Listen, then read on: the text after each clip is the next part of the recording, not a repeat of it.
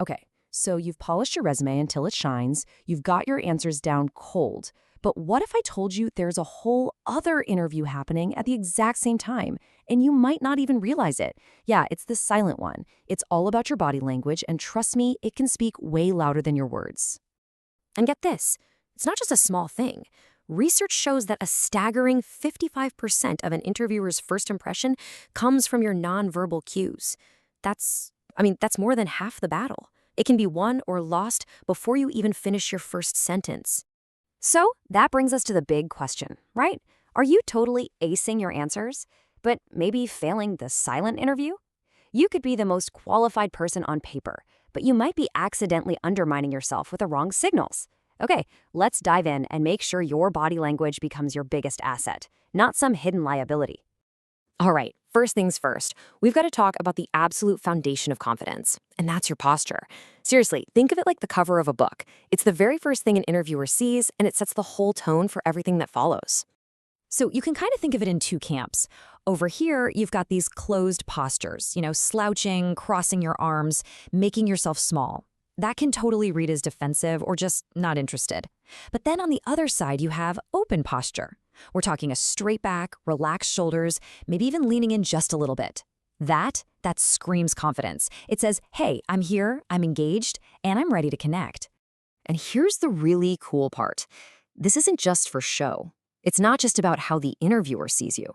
The social psychologist Amy Cuddy found that when you adopt a confident posture, it actually changes your own brain chemistry. It makes you feel more powerful. It's this amazing feedback loop. Your body literally changes your mind. Okay, so we've got that confident posture down. That's our base. Now let's move up to your face and your eyes, because these are your absolute key tools for building that connection and trust, especially when, you're on opposite sides of a screen. Now listen up, because this might be the single most important tip for any virtual interview, period. You have to look at the camera, not the screen. I know, it feels totally weird. But when you look at their face on your screen, to them, it just looks like you're looking down. The only way to create that feeling of direct eye contact is to speak right to that little camera lens. That's how you build that connection.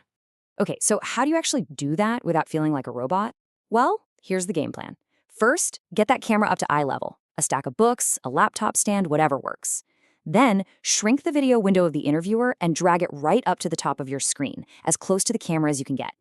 That way, your eyes are naturally pointed in the right direction. Oh, and here's a pro tip that's a total game changer. Turn off your self-view. Seriously. Looking at yourself is just a massive distraction. And it's not just about where your eyes are pointing. Your whole face is part of the conversation. A genuine, warm smile when you're first introduced, that sets such a great tone. A little nod here and there while they're speaking, it shows you're listening, you're getting it. The big thing to avoid is that blank, neutral expression. It can so easily come across as boredom, even if you're super interested.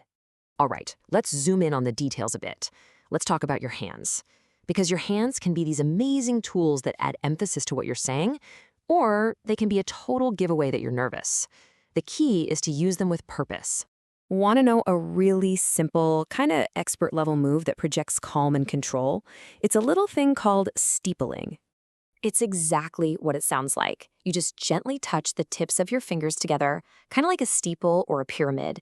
It's a great neutral place to rest your hands, and it sends this subconscious message that you're confident, you're thoughtful, and you're choosing your words with care.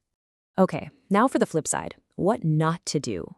Remember, the camera makes every little nervous habit look 10 times bigger.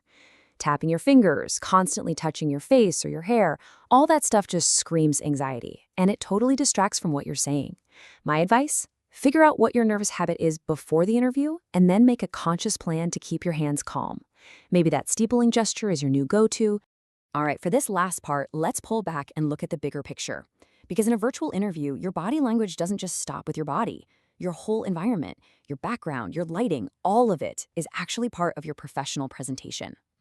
I love this way of thinking about it. Treat your background like it's part of your outfit.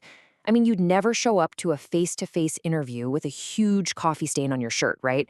So why show up to a virtual one with a pile of laundry or a messy room behind you? It sends the exact same message, that you're not taking this seriously. So here's a quick checklist to nail your setup. First, lighting. Make sure the main light source is in front of you, not behind, so you're not just a mysterious silhouette. Tidy up whatever is in the camera's view. And here's a subtle but super important one. Try to use a non-swivel chair. It helps stop that unconscious rocking or swaying that can be really distracting. All these little details add up to show that you're prepared and you respect their time. Okay, let's bring it all home. The best way to think about all of this stuff, your posture, your eyes, your hands, is that it's your silent handshake. It's that powerful first impression and the lasting feeling you leave behind. So what's the big takeaway? It all comes down to being intentional. Sit up straight, look into the camera, use purposeful gestures, smile and engage. Look, this isn't about being fake or turning into some kind of robot. It's just about being aware of the powerful signals you're sending out and making sure your body is telling the same awesome story that your words are. Because at the end of the day, your body language tells the story. A story about how confident, how engaged, and how professional you are. And the cool thing is, by mastering these skills, you get to be the author of that story. So the only question left is, what story are you going to tell?